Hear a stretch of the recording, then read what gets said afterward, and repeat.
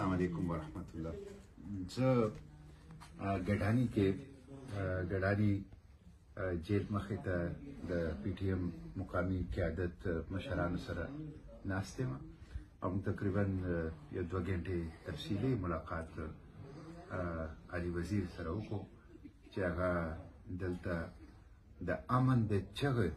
اوچتولو په جرم کې بندیوان دی قید دی د خپلو خلکو د حقوقو د تحفظ په جرم کې هغه قید دی او ډېر په بېشرمۍ سره هغه اول نه د دروغو مختلف اف آی آر پې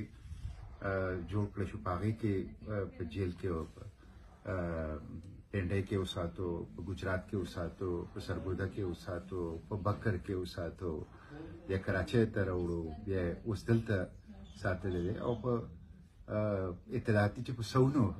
مقدماتو پې نو جوړ کړي دي او بیا 3 ایم پی او چې کوم د دې ځای ډسټرکټ ایډمنسټریشن دی ډسټرکټ هب هغې په 3 ایم پی او تحت اوس هغه په جیل کې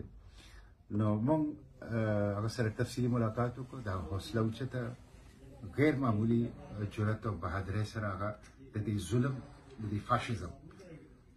د دې پولیټیکل ویکټمایزیشن د دې مقابله کوي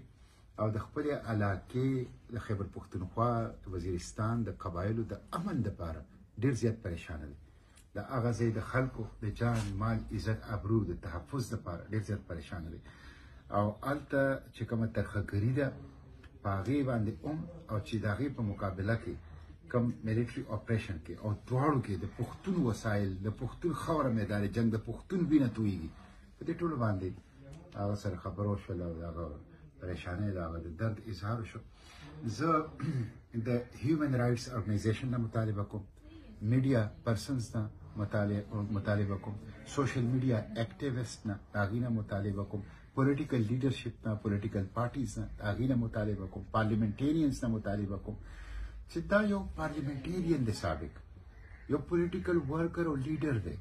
د امن خبره کوي او ډرایکونین لا کولونیل لا د انګریز د پیرنګي نوآبادیاتي قوانینو تحت بالکل په ظلم باندې څرګند ښکارا بربند ظلم باندې په جیل کې ساتل دا ناروا دي ناقابل برداشت دي د علي وزیر دپاره اواز اوچت کړي دا شرف انسانیت دی دا جمهوریت دی دا بشري حقوق دي دا د دستور بالادستي ده او دا د ظلم خلاف مظلوم سره ملګرتیا د علي وزیر دپاره اواز اوچت کړي هرې پارټۍ کې چې